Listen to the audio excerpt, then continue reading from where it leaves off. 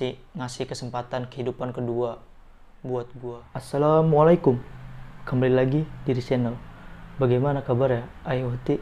Semoga selalu diberikan kesehatan oleh Allah Subhanahu wa Ta'ala dan dimudahkan segala urusannya. Pada episode Ris Horror kali ini, gua ada cerita dari saudara imam muslim yang mendaki ke Gunung Slamet via jalur Guci yang hampir meninggal ketika turun dari puncak. Bagaimana ceritanya? Tapi bagi yang belum subscribe, jangan lupa klik tombol subscribe dan aktifkan loncengnya. Sudah siap? Sudah siapkah mental kalian? Langsung aja, let's watching.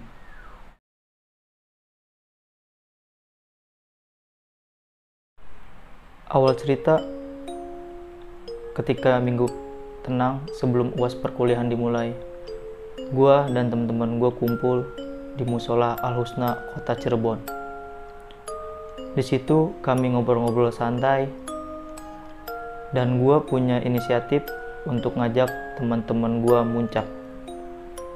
Akhirnya setelah gua ajak, berkumpullah 10 orang, yaitu pertama gue sendiri, Bang Hamid, Toha, Aceng, Tiar, Bang Komeng, Gifari, Indah, dan Ulpah. Dan satu lagi gue lupa namanya siapa, soalnya itu temennya Aceng. Dan juga kami menentukan tanggal 28 Mei 2017 kami mendaki Gunung Slamet. Singkat cerita, kami berangkat tanggal 27 menggunakan mobil sewaan atau mobil rental dari kota Cirebon menuju Tegal via jalur Guci Basecamp Kompak. Singkat cerita, kami sampai di Basecamp dan kami istirahat terlebih dahulu karena kami sampai malam di Basecamp. Singkat cerita, sudah pagi kami mengurus perizinan, simaksi, dan yang lain-lainnya. Tak lupa juga sebelum berangkat kita mulai berdoa kepada Allah Subhanahu wa Ta'ala agar diberi keselamatan dan lindungan. Ketika berdoa, temen gue datang yang orang Tegal. Dia memberi support dan memberi dukungan kepada kami agar sampai puncak dan selamat sampai tujuan.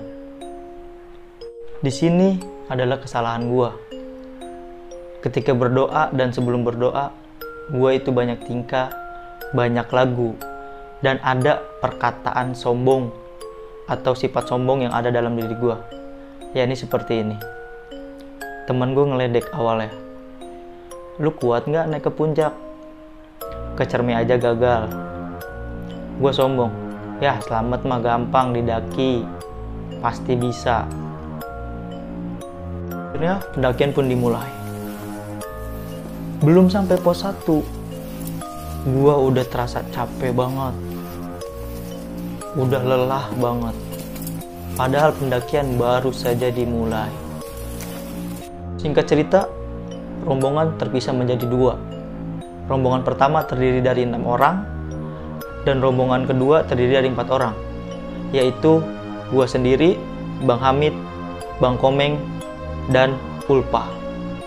Dan parahnya lagi, rombongan gua cuma bawa air, tenda, dan logistik itu dibawa sama rombongan 1. Di rombongan gua itu setiap 5 menit break, karena diri gue yang udah capek, yang udah lelah.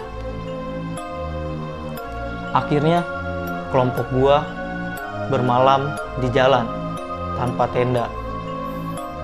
Terpaksa rombongan gue tidur di jalur pendakian yang seharusnya tidak boleh. Akhirnya setelah istirahat atau tidur ayam, tidur yang tidak nyenyak, kami melanjutkan perjalanan rombongan gue. Singkat cerita, hampir sampai di pos 5. Ada temen gue 2 orang turun, Aceng dan Tiar, itu membawa kompor dan mie untuk makan rombongan gua. Akhirnya kami makan dulu di situ juga karena sudah lapar. Dari tadi pagi pendakian belum makan sama sekali. Singkat cerita, gua dan rombongan sampai di pos 5 sekitar jam 4 subuh. Gua mendaki dari jam 8 atau jam 9 pagi sampai pos 5 jam 4 subuh. Sungguh aneh, tapi itu nyata. Ya mungkin gara-gara gua kelelahan, logika gua karena gua kelelahan, karena gua capek. Gua nggak berpikir yang lainnya, atau masih belum terpikir ke sisi yang mistis. Atau setelah sampai di tenda, akhirnya kami semua istirahat karena jam 7 ingin melakukan summit attack ke puncak Gunung Slamet. Jam 7 pagi, rombongan gua melakukan pendakian atau summit attack ke puncak Gunung Slamet. Tapi ada satu orang yang nggak ikut, yakni Ulpah, karena kelelahan. Singkat cerita, alhamdulillah rombongan kami sampai puncak jam 10 atau jam 11. Seperti biasa, kami mengambil foto, mengambil video, dan tentunya merenungi keagungan Allah Subhanahu wa Ta'ala. Setelah kita puas mengambil foto dan video dan kita telah merenungi keagungan Tuhan yang Maha Kuasa, kita turun dari puncak. Ketika turun, rombongan kembali terbagi menjadi 2. Rombongan pertama 6 orang dan rombongan kedua 3 orang, yaitu gua, Bang Komeng, dan Indah. Akhirnya gua turun duluan, disusul dengan Indah dan Bang Komeng. 10 menit turun dari puncak, gua seperti ngerasa ada yang ngejorokin gua. Gua pun menyeimbangi badan gua dengan lari. Fatalnya, posisi kaki gua salah dan akhirnya gua nabrak batu.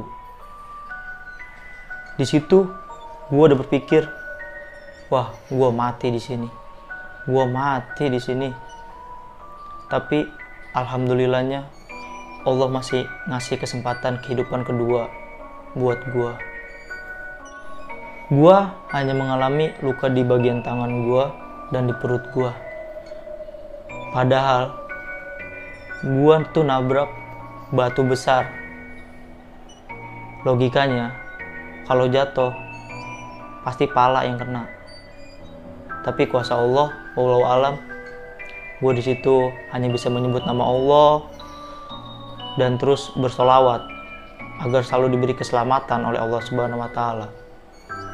Bang Komeng dan Indah yang melihat gue jatuh langsung lari menghampiri gue. Indah sampai nangis ngelihat gue kecelakaan seperti itu. Indah buka kerudungnya buat ngelap darah yang di tangan gue dan di perut gue.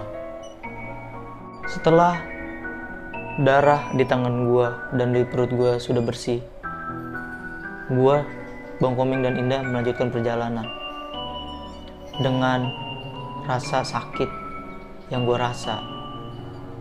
Gua menahan rasa sakit itu agar cepat turun sampai pos 5. Ketika turun, gua juga jalannya duduk, ngerangkak duduk, biar gue nggak jatuh lagi. Gue takut dengan kondisi gue yang sudah shock, gue takut jatuh lagi. Makanya gue jalan duduk. Alhamdulillah temen gue Gifar nungguin di pertengahan jalan turun ke pos 5. Gue dituntun sama dia sampai pos 5. Singkat cerita, kami telah sampai di pos 5. Setelah sampai di pos 5, gue istirahat dan gue merenung di dalam tenda. Salah apa gue sampai gue seperti ini? Gue selalu beristighfar dan akhirnya gue paham dan gue ingat, mungkin ini kesalahan gue atau kesombongan gue sebelum mendaki gue telah menyombongkan diri bisa menaklukkan gunung ini dengan sangat mudah. Singkat cerita, rombongan gue istirahat semua dikarenakan sore hari kami akan turun ke base camp. Pada pukul 4 sore atau jam setengah 5, rombongan gue melakukan perjalanan turun.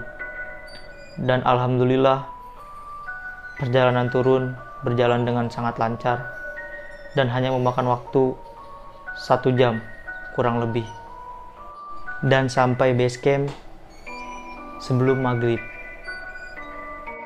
Setelah pendakian Gunung Slamet, gue merasa trauma dan akhirnya memutuskan untuk tidak lagi mendaki gunung. Tapi kalau cuma camping-camping aja, gue siap. Untuk mendaki, gue udah gak mau lagi. Dikarenakan trauma kejadian ketika turun dari puncak tadi. Pesan dari gue, jangan sombong dimanapun berada. Karena kesombongan hanyalah milik Allah Subhanahu wa Ta'ala, bukan milik makhluknya yang lemah. Oke, ayo Huti. Cukup segitu ceritanya.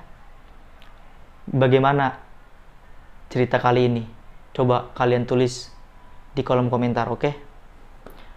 Jangan lupa kalau kalian suka video ini, klik tombol like dan share video ini, bagikan ke semua teman-teman kalian. Bagi kalian yang belum subscribe, jangan lupa subscribe. Oke? Bantu channel ini berkembang. And the last story can be scary with demons. Wassalamualaikum warahmatullahi wabarakatuh.